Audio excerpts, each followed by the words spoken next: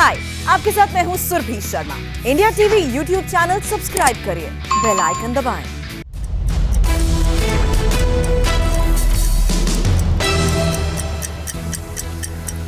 नमस्कार, मैं हुसैन रिजवी।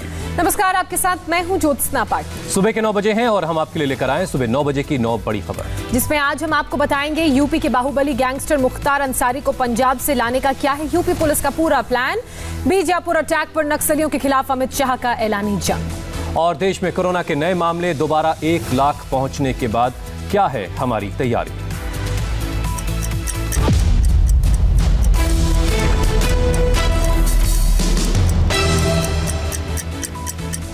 बाहुबली विधायक मुख्तार अंसारी को पंजाब की रोपड़ जेल से लाने की पूरी तैयारी हो चुकी है। यूपी के बांदा से पुलिस की एक टीम रवाना होने जा रही। करीब 100 पुलिस वाले और पीएसी की एक बटालियन रोपड़ जाएगी। पुलिस की इस टीम में तेज तर्रार पुलिस वालों को रखा गया। बांदा की पुलिस लाइन में आज सुबह पूरी फोर्स को जमा किया गया है। उन्हें जरूरी दिशा निर्देश दिए गए। इस टीम में 2 डिप्टी एसपी रैंक के पुलिस अधिकारी भी हैं। इस टीम के साथ जेल की गाड़ी और एम्बुलेंस होगी। साथ ही इसमें वज्र वाहन भी होगा जो जीपीएस से लेस होगा। यानी इस काफिले की एक-एक मूवमेंट को हेडक्वार्टर से ट्रैक किया जाएगा। इस पूरे मिशन को लेकर पूरी गोपनीयता रखी जा रही है। पुलिस के आला अफसर कुछ भी बताने को फिलहाल तैयार नहीं है। व्हील चेयर पर नौटंकी के साथ पंजाब में और कितने दिन खैर मनाता मुख्तार अंसारी। यूपी की कानून व्यवस्था का गुनहगार था, अब सजा भी यूपी की जेल में ही काटनी पड़ेगी। पूर्वांचल के इस मोस्ट वांटेड बाहुबली को वापस लाने के लिए यूपी पुलिस ने कुछ ऐसी चाक चौबंद तैयारी की है। 100 सिपाहियों के घेरे में सड़क के रास्ते लाया जाएगा मुख्तार अंसारी। यूपी पुलिस के इसी एक्शन से बचने के लिए मुख्तार अंसारी तमाम तरकीबें लगा रहा था। बीमारी का बहाना बनाकर जनवरी 2019 से ही पंजाब की रोपड़ जेल में वक्त काट रहा था, लेकिन अब जेल में मौज के दिन चले गए। मुख्तार अंसारी को पंजाब के रोपड़ की जेल से यूपी के बांदा लाया जाना है। रोपड़ से बांदा की दूरी करीब 880 किलोमीटर है और सड़क से इस दूरी को नापने में करीब 15 घंटे का समय लगता है। यूपी पुलिस ने गैंगस्टर से पॉलिटिशियन बने मुख्तार अंसारी की घर वापसी की फुल प्रूफ तैयारी की है। जो यहाँ से पूरा पुलिस टीम जाएगी, जाके उनको लेकर आएगी, वो पर्याप्त सुरक्षा व्यवस्था के साथ उनको ले आया जाएगा। कल हम लोग यहाँ से टीम को रवाना कर देंगे, फिर वहाँ पहुँच के फिर अग्रिम कार्रवाई करते हैं। उम्मीद जताई जा रही है कि रोपड़ जेल आज शाम 6 बजे से पहले मुख्तार अंसारी को यूपी पुलिस के हवाले कर देगी। पंजाब सरकार ने यूपी पुलिस से पहले ही कह दिया है कि रोपड़ की जेल से बाहर कदम रखने के बाद सुरक्षा की सारी जिम्मेदारी यूपी पुलिस की ही होगी। पंजाब की जेल से यूपी लाए जाने से पहले मुख्तार अंसारी की निजी एम्बुलेंस चंडीगढ़ के पास लावारिस हालत में मिली है। मुख्तार अंसारी इसी एम्बुलेंस से रोपड़ की जेल में मोहाली कोर्ट में पेशी के लिए आया था। यूपी पुलिस अब इसकी भी जांच कर रही है। मुख्तार अंसारी की प्राइवेट एम्बुलेंस की पहली तस्वीर पिछले मार्च में ही वायरल हुई थी, जब रोपड़ की जेल में बंद मुख्तार कानून की धज्जियां उड़ाते हुए इस एम्बुलेंस में सवार होकर कोर्ट में पेशी के लिए आया था। वही एम्बुलेंस रविवार को चंडीगढ़ के पास नांगल हाईवे के पास कुछ ऐसी हालत में मिली है। मुख्तार अंसारी को जिस एम्बुलेंस के जरिए मोहाली कोर्ट में पेश किया गया था, अब यूपी पुलिस यहाँ पर पहुँच चुकी है और उसकी अब जांच यहाँ पर यूपी पुलिस जो है वो कर रही है। आप देख सकते हैं यहाँ पर कि ये जो है वो जांच कर रहे हैं। यहाँ पे बाकायदा उसके तमाम जानकारी जो है यहाँ पर ली जा रही है। यही जो पुलिस है, आप देख सकते हैं कि उत्तर प्रदेश पुलिस के बाकायदा अधिकारी जो है वो यहाँ पर मौजूद हैं। यूपी सरकार ने निजी एम्बुलेंस से मुख्तार की कोर्ट में पेशी को लेकर सवाल उठाया था। ये एम्बुलेंस यूपी के बाराबंकी में रजिस्टर्ड थी। यूपी पुलिस की जांच में यह सामने आया था कि एम्बुलेंस को डॉक्टर अलका राय के नाम पर फर्जी दस्तावेजों के साथ रजिस्टर कराया गया था।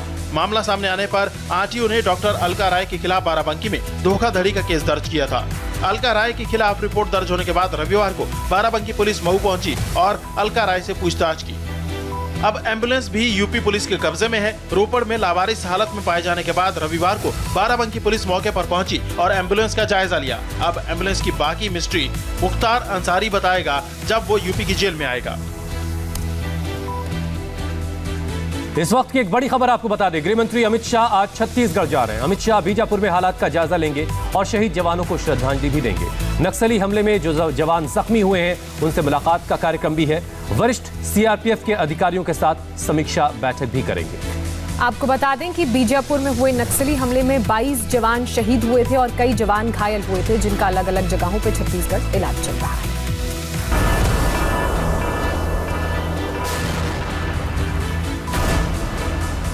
बीजापुर में नक्सली हमले की खबर मिलने के बाद गुवाहाटी से दिल्ली पहुंचे गृह मंत्री ने फौरन एक्शन शुरू कर दिया। पहले छत्तीसगढ़ के सीएम से बातचीत कर जमीनी हालात का जायजा लिया और उसके बाद गृह मंत्रालय और आईबी के अधिकारियों के साथ लंबी बैठक की। गृह मंत्री ने दिल्ली से लेकर छत्तीसगढ़ तक ऑपरेशन को और मजबूती से जारी रखने के निर्देश दिए। जवानों ने अपना खून जो देश के लिए बहाया है वो व्यर्थ नहीं जाएगा।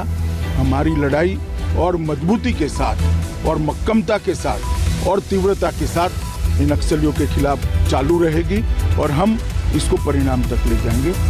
ये मुठभेड़ नहीं हुई है, ये इसको युद्ध कह सकते हैं। आमने सामने 4 घंटे तक की लड़ाइयाँ चली है। असम के चुनावी दौरे से छत्तीसगढ़ लौटे भूपेश बघेल ने कहा कि बीजापुर में कोई इंटेलिजेंस फेलियर नहीं हुआ, बल्कि स्पेशल फोर्सेस के जवान नक्सलियों के गढ़ में अपना कैंप बनाने के लिए गए थे। इस मुठभेड़ में नक्सलियों को भी बड़े पैमाने पर नुकसान पहुंचा है। हमको जो सूचना मिली है वो 4 ट्रैक्टर में घायल और उसके डेड बॉडी को ले जाने के लिए 4 ट्रैक्टरों का प्रयोग किया। मतलब समझ सकते हैं कि कितने बड़े तादाद में नक्सलियों को नुकसान हुआ है। बीजापुर हमले को लेकर राजनीति भी खूब हुई। कांग्रेस ने गृह मंत्री और प्रधानमंत्री को चुनाव में बिजी रहने और नक्सलवाद जैसी समस्या की अनदेखी का आरोप लगाया, तो बीजेपी नेताओं ने असम में चुनाव प्रचार कर रहे भूपेश बघेल पर निशाना साधा। रैलियां कर रहे हैं, जुलूस निकाल रहे हैं, वहाँ डांस कर रहे हैं।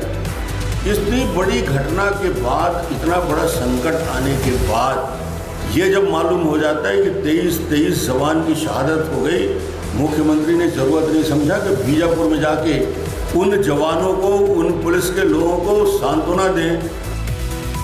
बीजापुर में नक्सली हमले के बाद स्पेशल फोर्सेस ने पूरे इलाके में एक्शन तेज कर दिया है। बीजापुर नक्सली हमले में शहीद हुए 22 जवानों में से 2 उत्तर प्रदेश के हैं। सीएम योगी आदित्यनाथ ने शहीद परिवारों को पूरी मदद का भरोसा देते हुए 50 लाख रुपए मुआवजे का ऐलान किया है। रविवार को छत्तीसगढ़ के बीजापुर में जिन 22 जवानों की शहादत हुई, उनमें से 2 नाम उत्तर प्रदेश के भी थे। ये खबर आते ही मुख्यमंत्री योगी आदित्यनाथ ने दोनों शहीदों के परिजनों को 50-50 लाख रुपए का मुआवजा देने का ऐलान किया। नक्सलियों के हमले में शहीद कांस्टेबल राजकुमार यादव अयोध्या के रहने वाले थे, जबकि कांस्टेबल धर्मदेव कुमार चंदौली के थे।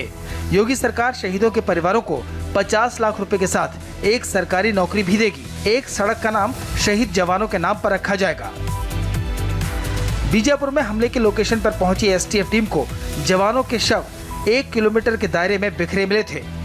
शनिवार की दोपहर सिक्योरिटी कैंप बनाने गए रिजर्व फोर्स के जवानों की नक्सलियों से 4 घंटे तक मुठभेड़ चली। सीआरपीएफ के कोबरा यूनिट का एक जवान अभी भी लापता है। 7 AK-47 और 1 LMG और 2 SLR ये वेपन्स अभी हम रिकवर नहीं कर पाए थे। उसी के लिए अभी जंगल में लगातार सचिकेश्वर करके जो जम्मू कश्मीर के रहने वाला जो जवान है, जो कोबरा के जो मिसिंग है अभी।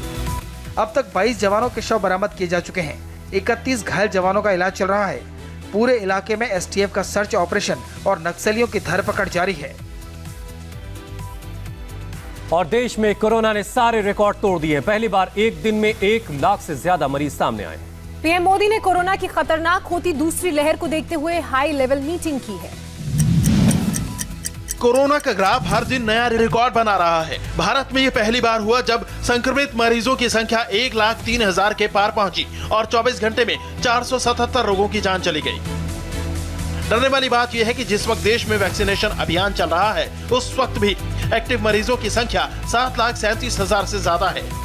कोरोना के खतरे के बीच पीएम मोदी को फौरन हाई लेवल मीटिंग बुलानी पड़ी, जिसमें कैबिनेट सचिव से लेकर स्वास्थ्य मंत्रालय के बड़े अधिकारी शामिल थे। पीएम ने उनसे कोरोना को लेकर लेटेस्ट जानकारी ली। पता चला कि देश के 10 राज्यों में इस वक्त 91% नए केस आ रहे हैं। इस मीटिंग में पीएम मोदी ने वैक्सीनेशन की रफ्तार के बारे में भी पूछा।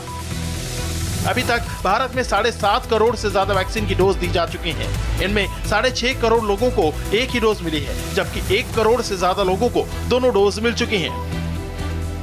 देश के सबसे बुरे हालात महाराष्ट्र के हैं, जहां 15 दिनों में पूरे देश के 57% मरीज सामने आए हैं। महाराष्ट्र में पिछले 24 घंटे में रिकॉर्ड 57,000 लोगों में वायरस की पुष्टि हुई, जबकि 222 लोगों की मौत हो गई। महाराष्ट्र में स्वास्थ्य व्यवस्था चरमराने लगी तो उद्धव ठाकरे ने इमरजेंसी मीटिंग की और विपक्षी दलों के नेताओं से बात की और सख्त फैसले लिए। महाराष्ट्र में आज से शाम 8 बजे से सुबह 7 बजे तक कर्फ्यू रहेगा। शुक्रवार से सोमवार तक इस दौरान वीकेंड लॉकडाउन रहेगा।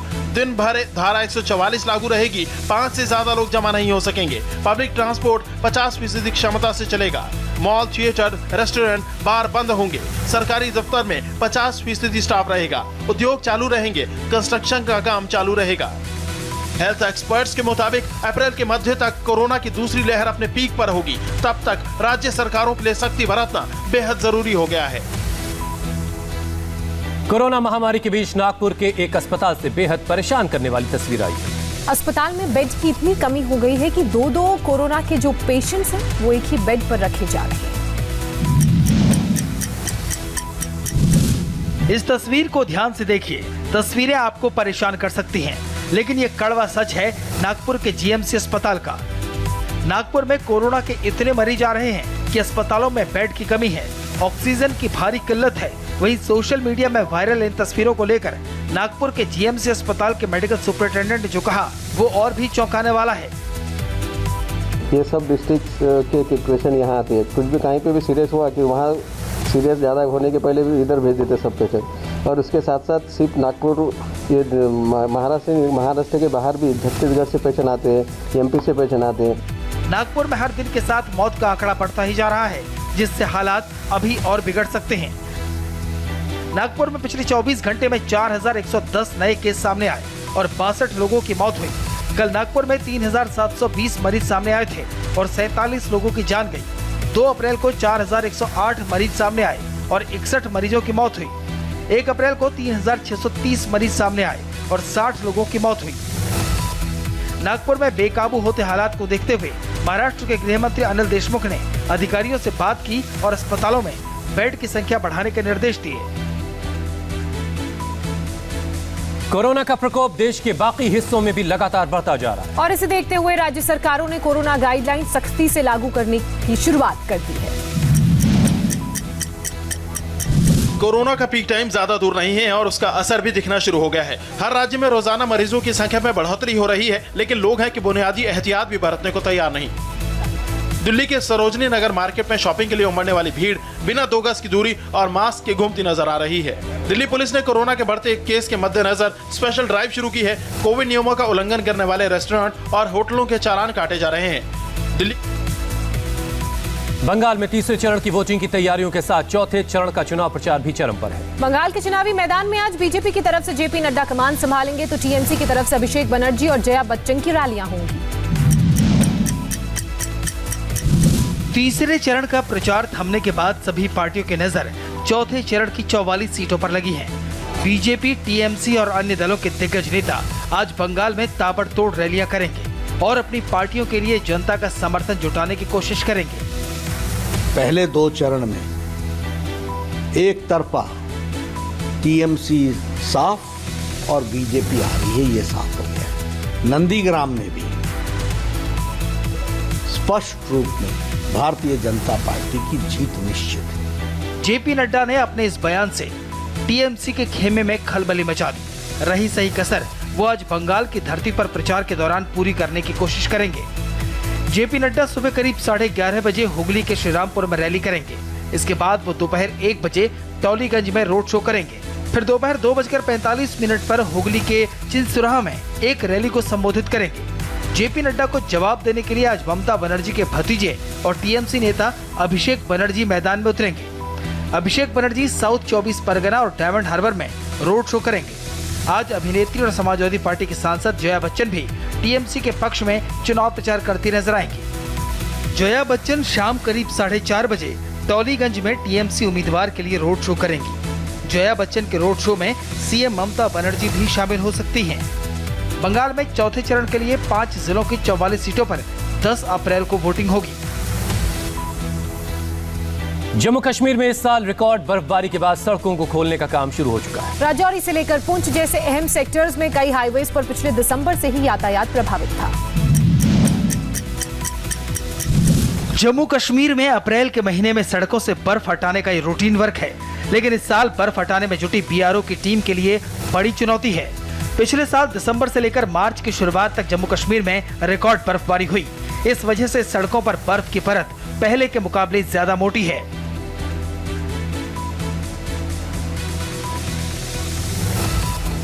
पुंछ का मुगल रोड उसी मशक्कत की मिसाल है। भारी बर्फबारी की वजह से पिछले दिसंबर से ही यह ट्रैफिक बंद है। रोड से बर्फ हटाने के निर्देश यहां मार्च के शुरू में ही दिए जा चुके थे, लेकिन बर्फ की मोटी चादर की वजह से ये मुमकिन नहीं हो पा रहा था। अब स्नो कटर और जेसीबी की मदद से बर्फ हटाने का काम जोर शोर से चल रहा है। अप्रैल के बाद से जम्मू कश्मीर में सैलानियों का तांता भी बढ़ जाता है, लिहाजा सड़कों से बर्फ हटाने का काम उससे पहले पूरा करना बड़ा टास्क है। हाय, आई एम सुरभि शर्मा। खबरों से अपडेट रहने के लिए India TV YouTube channel subscribe करिए, साथ में बेल आइकन जरूर दबाएं। जुड़े रहें इंडिया टीवी के साथ।